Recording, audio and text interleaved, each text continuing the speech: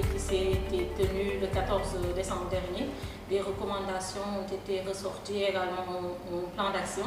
Là, vous venez de présider la première réunion avec les conducteurs de taxi Moto Jakarta. Est-ce que vous pouvez revenir un peu sur déjà la réunion et en général le projet, les défis et perspectives?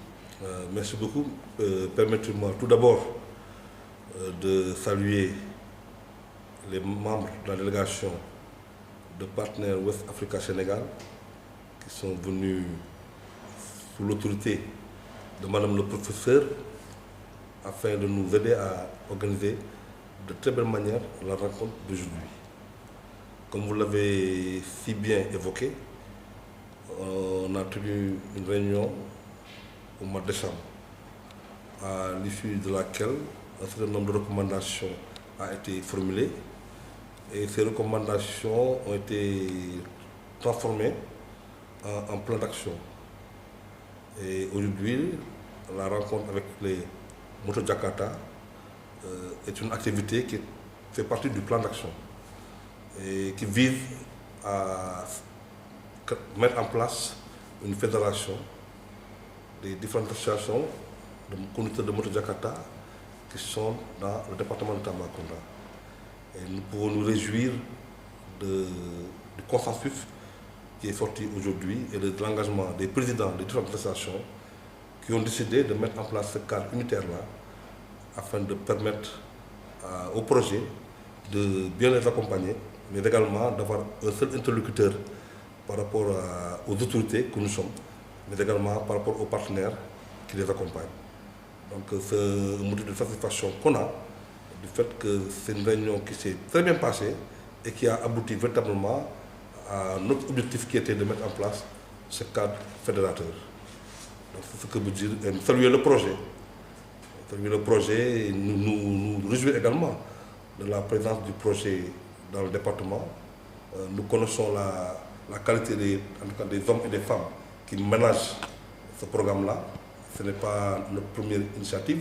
Nous avons eu à travailler de par le passé et cela au grand bénéfice des populations. D'autant plus qu'il s'agit de lutter contre toutes les formes d'insécurité routière. Et je pense que le message est en train d'être bien passé. Par rapport au plan d'action qu'on a élaboré, nous en sommes à notre troisième activité. Au-delà de la réunion tenue aujourd'hui, il y a eu la formation des relais, une formation qui s'est déroulée de très belle manière à Louga, mais également la commune de Tambacounda et le maire notamment de la commune de Tambacounda est en train de réaliser notamment un parking pour les gros porteurs. Parce que c'est également une activité qu'on avait retenue et il s'agira de trouver les moyens pour équiper ce parking-là qui très bientôt pourrait être disponible. Donc c'est grosso modo ce que je peux dire pour le moment et espère que en tout cas les activités qui sont retenues seront déroulées à bonne échéance. Alors, dites-nous, monsieur le préfet, en quoi le fait de s'appuyer sur les conducteurs de Moto Jakarta, les Jakarta, pour implémenter ce projet sur la sécurité routière est pertinent dans une zone comme Tambacounda, frontalier à différentes régions et à différents pays, et compte tenu également des contextes sur le plan sécuritaire et d'autres facteurs que nous avons dans la sous-région. Tout à fait. Bon, comme vous le savez, le département de Tambacounda, particulièrement que j'administre,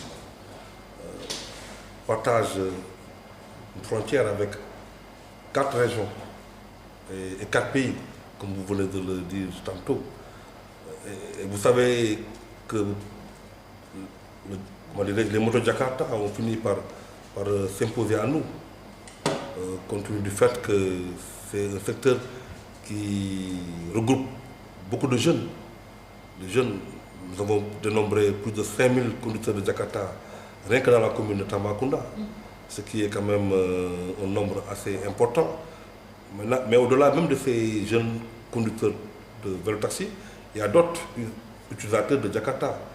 C'est maintenant un moyen de transport très utilisé dans ces zones, que vous savez, plus ou moins un petit peu montagneux. Et au-delà même des motos Jakarta, il y a des conducteurs de moto. Mais comme l'a si bien dit le commissaire divisionnaire de classe exceptionnelle à la retraite, M. Dembassa, la sécurité routière n'est pas que les accidents, mais c'est un tout. C'est un tout. Et maintenant, au-delà des accidents récurrents qui sont notés dans le département et qui mettent en cause pour la plupart des conducteurs de Jakarta, mais également il est arrivé par moment que certaines actions, notamment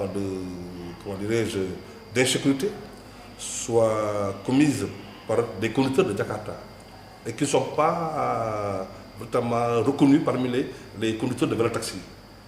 C'est pour cette raison-là, on s'est dit qu'il va falloir que ces jeunes-là, qui sont déjà organisés, mais soient mieux structurés pour vraiment aboutir à une certaine professionnalisation, ce qui permettra de les départir, en tout cas de ces malfaiteurs qui utilisent ces moyens de transport et qui traversent les frontières, qui traversent les limites territoriales.